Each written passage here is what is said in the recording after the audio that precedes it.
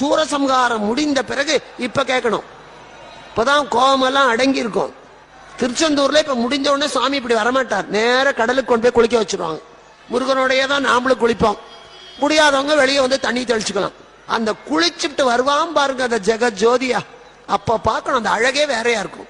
சூரனை சம்ஹாரம் பண்ண போறபோது அந்த முருகன் முகத்துல ஒரு கோபம் இருக்கும். அதெல்லாம் உத்து பார்க்கணும், பார்த்தா தெரியும். கோபத்தோட போவான். சம்ஹாரம் முடிந்து கடல்ல குளிச்சுட்டு ஜிகுஜிகுன்னு இழுத்து தூக்கிட்டு வருவாங்க வேகமா. அப்படியே அந்த முகத்துல ஒரு ஒளி, ஒரு சந்தோஷம். அப்ப மடிப்பிச்ச கேட்கணும், அப்ப ஆனந்தத்தோட கொடுப்பான். சூரசம்ஹாரத்தின் போது கேட்கவே கூடாது.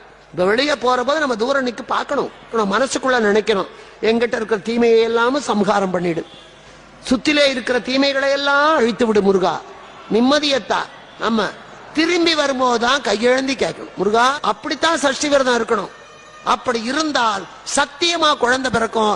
இத சொல்ல தகுதி ஏன் இருக்குன்னா